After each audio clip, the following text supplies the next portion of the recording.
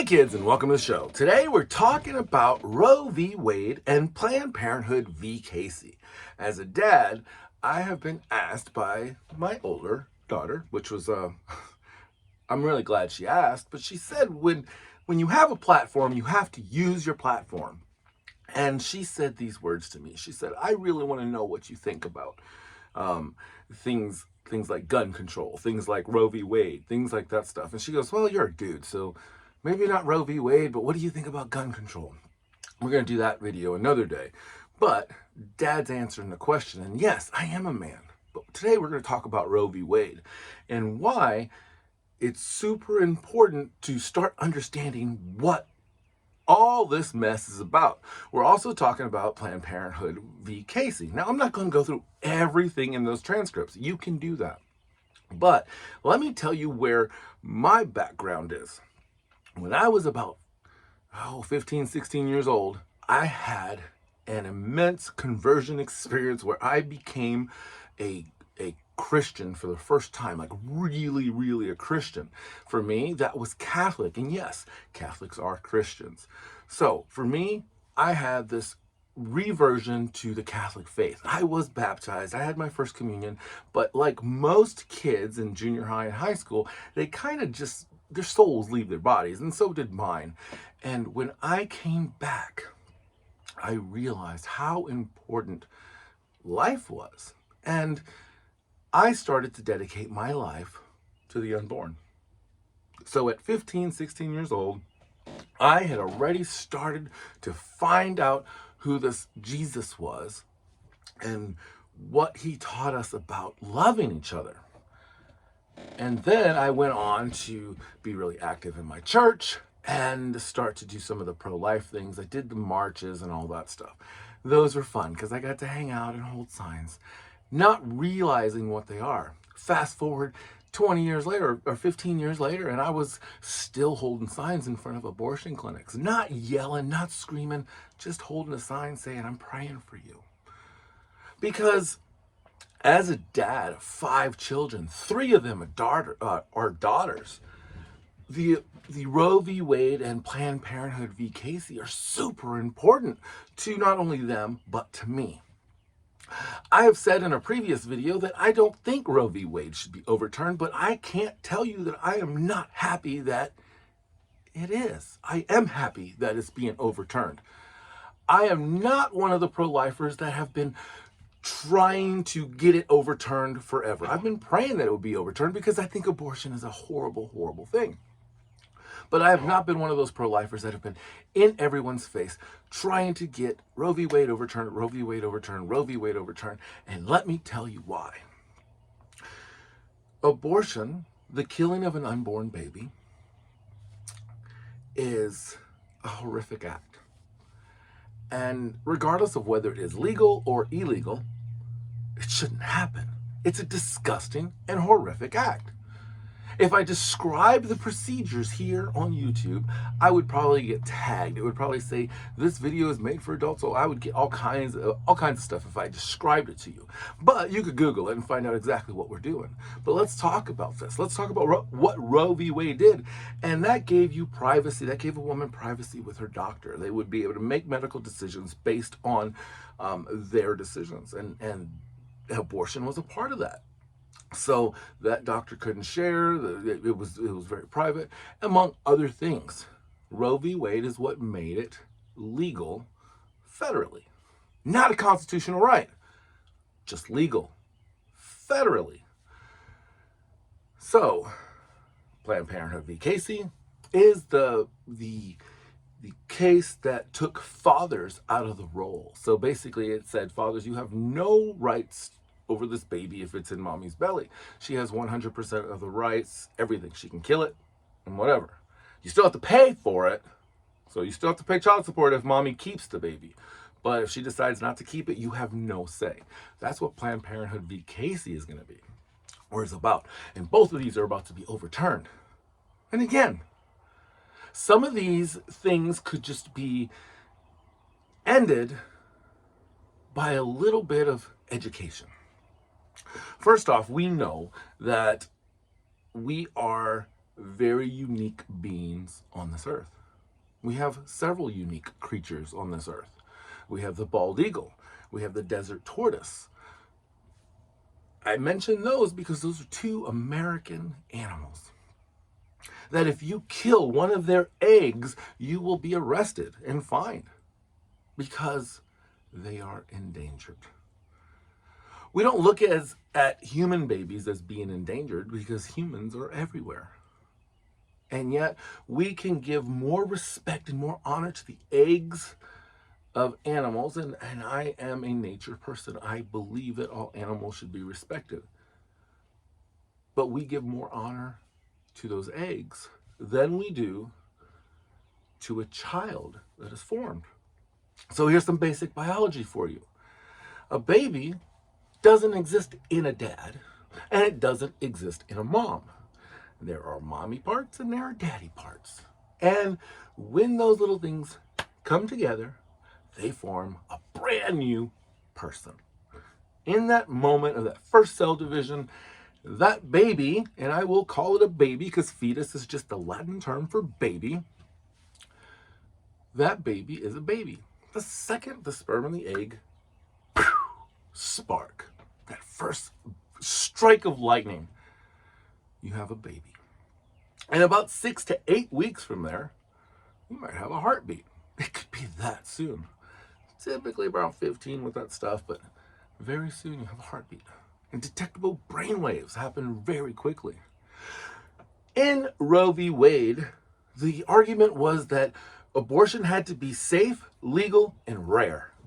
That was the argument. Safe, legal, and rare. And it was also tied to viability. Back when Roe v. Wade was put into action, viability of a baby, I believe, was around 30 weeks. It was a lot later. It may have even been as much as 32. Look it up. I don't want to give the numbers because I don't want you to say, oh, he's wrong because of that. But the viability was very much higher than it is now. We have babies surviving at 20 weeks. And that is inside the window that most abortions could take place. And I say could because typically abortions are taking place in the first and second trimester still. And there's a codification process that Democrats could have actually put legislation up, and if they had had bipartisan support, they could have voted to codify Roe v. Wade, and it would have made it truly a right. But what the Democrats did when they did this legislation, and I'm just saying Democrats because it's Nancy Pelosi and her team, so I'm not trying to be political in this, but this is the facts. Instead of making it safe, legal, and rare and having it tied to viability, they tried to add in partial birth abortion. There are some people, and these aren't going to pass, but there are some people calling for legislation that would allow for up to 7 days after birth to kill a baby. And they're saying that because if a baby dies, there will be no criminal investigation after 7 days. So they are trying to extend abortion past 7. Now, not in that legislation, but they were in the last trimester, in the third trimester. So a baby that has gotten to 9 months, has not been born yet, full term, 40 weeks is full term, so it's not exactly 9 months. See, I know what I'm talking about. So once the baby has gotten to term and the baby has not been born yet, there is a procedure called a partial birth abortion. And basically what happens is they induce birth, not allowing the baby to be born. It used to be where they had to flip the baby around so it would come out feet first, and then it would chop its head off and then remove the rest of the baby. That was the original procedure. I don't know if the procedure has changed because I don't think that technically, because the birth was considered, once the head came out, baby was born. So they had to flip it. That was that was the procedure 20 years ago. Now the procedures can really happen however they want because no one has defined where life begins. Now people start talking about all the exceptions, and that's where the politicians are manipulating you. They are screaming about the exceptions and not talking about the babies. Most abortions in the United States today take place for convenience. Birth control. They take place because mom can't afford the baby, mom is too young for the baby, mom may be too old for the baby, or mom just doesn't want to have a baby. Those are the majority of the abortions that are now taking place in the United States. And people will start screaming about, well, what about rape and incest? Well, two things there. Number one, my wife worked at a pregnancy clinic that are being firebombed now, and it's not being reported in the media. Check it out. Pregnancy clinics are being attacked. Places that give services to new moms are being attacked. Okay, I got off my bandwagon, but let me tell you, most of the people that come in, especially young people, those rape and incest situations, those aren't the people getting abortions. Unfortunately, they are stuck in this cycle of trauma and abuse. And the reason, in some cases, is that they have no place to go, or think they have no place to go, and they will not press charges. If there's two things that need to happen when a girl is raped. One, you need to press charges. Absolutely 100% press charges. Too many times there are people that say they are raped and no charges are ever placed. So then that makes it harder to believe the next victim and the next victim. So that is something that we need to change. We need to change that. We're talking about less than 1% of the abortions. Remember I said, let's not fight about the exceptions. Let's talk about what it is. Again, that first breath of life, it's a baby. And if we could take that baby out of a womb and put it into an artificial womb and let that baby grow and adopt that baby out, that would be ideal. Two, we need to support our girls and our men, our boys. Most abortions happen to single moms because our boys are out there having sex before they're ready. And our girls are out there having sex before they're ready. And unfortunately, all the responsibility falls on the girl. So a friend of mine said, well, what if my daughter's raped? What do I do? How can I handle that? I mean, if she wants to have an abortion. And I told him, I said, man, does that change the fact that it's a baby in there? Number one, it doesn't change it. The way the baby's, it's still a baby. It's still your grandbaby.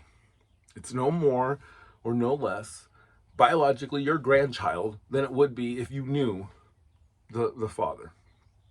And I said, that's a hard logical thing to wrap your head around. Secondly, what's worse?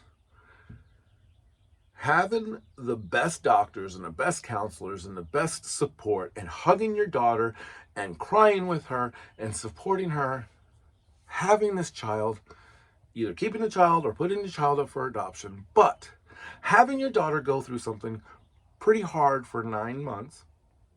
I'm not downplaying how difficult pregnancy is. I've seen it 5 times.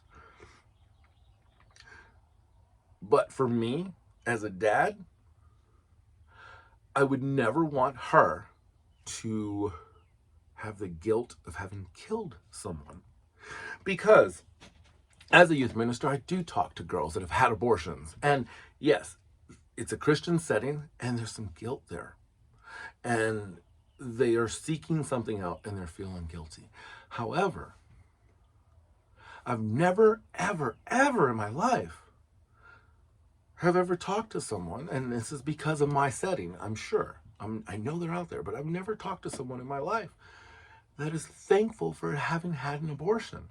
It's just the opposite. It has ruined who they are, because without forgiveness, you have killed another being. And once you realize that, and a lot of times these young people that have abortions have not even fully developed, unfortunately, and then we take advantage of them by giving tons of money to these organizations to abort babies, to kill babies. And then the same people that are fighting for legislation to kill babies are talking about how tragic things like Uvalde, Texas are. And we're going to talk about that, just not today. Okay, I don't need 20 strikes on one video. But abortion is one of those things that, whether it's legal or illegal, it's evil. And I will say it outright, it is evil. It is the brutal killing of a baby. Do I hate people that have had abortions? Absolutely not. I love them and I support them. I think we need to have better resources for moms, but I think we also need to have better resources for women. For men, sorry, or boys. And maybe that's something we can do at our new school that we're starting. We can have some of those parenting classes or some of those manhood classes, not this manosphere stuff that's out there, but real manhood classes. Like, let's teach kids what it's like to change a diaper and what it's like, just life skills that we used to learn in school that we're not learning in school now. But life skills from a Christian Catholic perspective. Babies. This is the front lines, guys. There's talks of civil war and divorce and all these things happening in the world today. There's left versus right, us versus them, and it is just getting uglier. But like slavery, that atrocity that happened in our nation, abortion is looked upon as the same type of atrocity. Millions and millions of American citizens that never got to breathe American air. And let's tackle one more topic before we get off. And that is one that a lot of people fall back on, and they say it's the health of the mother, the life and safety of the mother or the baby. The real truth is, that's about eugenics. It's about trying to find out if your child has Down syndrome or if your child has a birth defect so you can delete it. That's what that is. And the reason I say that is because I'm still trying to find an answer to this. The Catholic Church is very specific on abortion. And there is something called an ectopic pregnancy. And that is where the fertilized baby finds its way into the fallopian tube instead of the uterus. And then that baby will start to grow and grow and grow. And eventually, the fallopian tube will rupture and mom will die. Or, mom will die. Baby will die. It's very, very serious.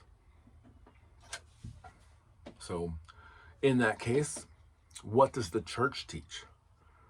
Well, the church teaches we need to protect the mother. So the procedure is we need to go in and remove the fallopian tube where this baby has embedded. And the baby dies. See, it's not necessarily an abortion because the goal wasn't to kill the baby, the goal was to save the mom. And that brings us to the biggest lie that they tell everyone, and that's the life of the mom. Because there is no, and please, if you can find it, comment. I will refute this, but there is not one medical procedure, medical disease or life-threatening whatever to a woman that would be saved by aborting a baby. I'm trying to say that again because I don't think it was very clear. There's not one reason for a woman to need to abort a baby to save her life, with the exception of an ectopic pregnancy, which is actually removing the fallopian tube and the baby dies. You see, the reason I say that is because if you look at that and the spirit of what that means, then that means if a pregnant mother is fearing for her safety, let's say she has a heart attack, well, you don't go in and abort the baby so she doesn't die of a heart attack. You go in and start hitting her with paddles and electrocuting her and giving her the medications and doing all the things you need to do to save her life. The baby hopefully will survive. But in some instances, the baby dies. Not because you aborted the baby, but because you were saving the life of the mother. In most cases, when you need to save the life of a mother, it is something you're doing to the mother, not aborting the baby. It is a chemical, chemotherapy you're giving to the mother, and unfortunately the baby doesn't survive. These are the things that people are disagreeing with, because there are people on the far right and the right and the sort of right that believe that it doesn't change. Nothing, the actions outside the womb don't change what happens inside the womb. The fertilization happens, conception happens, poof, spark of life. Nothing outside the womb can change what happens inside the womb. You can't change my mind there. So then where's the next step? I got to protect my daughters. So I start looking up, because I'm a nerd, what could my daughters get that would require her to get an abortion? What disease, what injury, what could she get that would require an abortion for her to save her life? And that's it. It doesn't exist. Abortion is simply a plan for eugenics. Planned Parenthoods were put up in Black and Hispanic neighborhoods after Roe v. Wade to abort Black and Hispanic babies because their populations were getting too high. That is who Margaret Sanger was. Friends with Bill Gates' parents. Bill Gates thinks there are too many people in the world, and we need to downsize.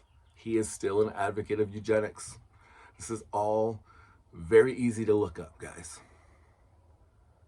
The people that are advocating eugenics are also the people that are advocating for abortion.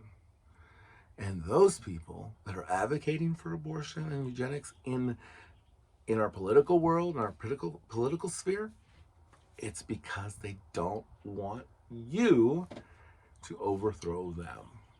And when poor people or the wrong color people have too many babies, it makes it harder to control them. The media will have you think that I am spouting conspiracy theories, but seriously, it's so easy to take a moment and just look up Bill Gates and world population. You have Elon Musk that thinks we need to have more babies. Bill Gates thinks we need to have less babies. But Bill Gates is also wants us to get a microchip in our arm that will filter out all of, can test our blood on a constant level, which means that we can live for 120 years. So, yeah, I'd rather have a baby than live 120 years. Because if we can't get it right in the time that God gives us already, what's the point of having more time? I'd rather enjoy my time with my children than have a couple extra years on the end. And with the Supreme Court coming down, I foresee that things are going to start getting more chaotic and just more ugly. Because the real people, the true people that are pro-life, are going to continue to love and are going to continue to run crisis pregnancy centers and have parenting classes and continue to provide resources for girls so they don't have abortions. And that's a big lie that conservatives or people on the right or people that are pro-life or anti-abortion don't care about the babies after.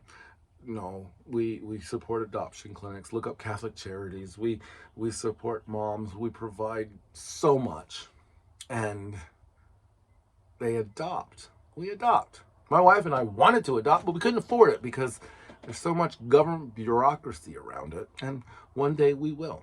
But this stage, the government makes it really hard to adopt children, but really easy to kill them. Look at the actions of the people that you vote for.